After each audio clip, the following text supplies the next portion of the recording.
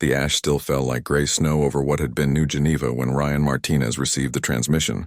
3 months had passed since the Vorthak hegemony's orbital bombardment turned Earth's greatest cities into smoking craters, and humanity's survivors huddled in underground bunkers, mourning their dead and plotting revenge.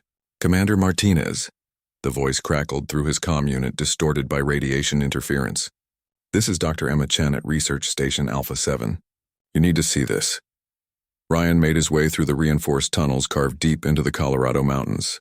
The military complex housed what remained of Earth's defense forces, barely 10,000 personnel scattered across a dozen installations. Above ground, the planet was a wasteland. Below, humanity endured. Emma stood before a holographic display when he arrived, her dark hair pulled back in a practical ponytail, lab coat stained with the residue of countless experiments.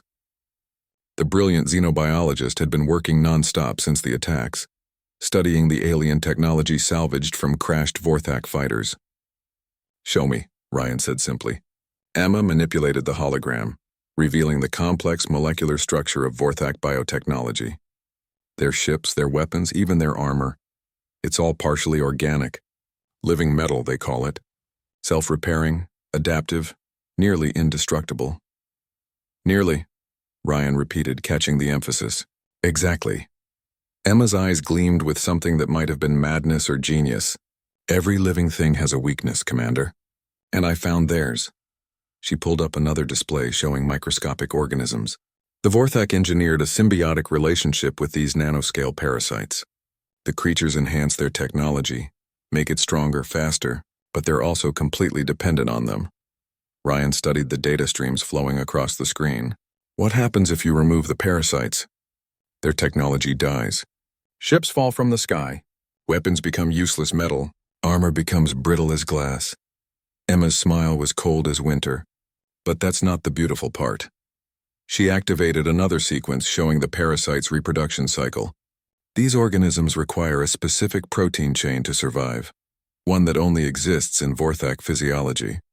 "I've created a synthetic version but with a small modification." The display showed the modified protein interacting with the parasites. Within seconds, the microscopic creatures began to convulse and die. "The synthetic protein acts like a poison to them," Emma continued. "But here's where it gets interesting. The dying parasites release a signal, a chemical distress call that attracts more of their kind. They swarm to help only to be poisoned themselves." Ryan understood immediately. "A cascade effect." "Exactly. One dose of this compound introduced anywhere in their fleet will spread like wildfire. Their living ships will turn into tombs, their weapons into scrap metal. The mighty Vorthak hegemony will be reduced to primitives floating in dead hulks." The commander was quiet for a long moment, processing the implications. The Vorthak had shown no mercy when they glassed Earth's surface, killing 8 billion humans in a matter of hours. Their demands had been simple: total surrender or total annihilation. "How do we deploy it?" he asked. Emma activated the final display, showing tactical projections. Their main battle fleet is in high orbit. Confident in their superiority, they've been using small shuttles to harvest resources from Earth's surface. We capture one of those shuttles, introduce the compound to its systems, and send it back. They'll scan it. The compound is undetectable until activated. I've designed it to remain dormant until exposed to the specific energy signature of their command ship's reactor. Once it's aboard their flagship, it will spread to every vessel in the fleet within hours. Ryan stared at the data, feeling the weight of humanity's future pressing down on him. The Vorthak had expected humanity to break, to beg for mercy like so many other species they'd conquered. Instead, they'd awakened something primal in the human spirit, the same drive that had carried humanity from caves to the stars. "There's something else," Emma said quietly.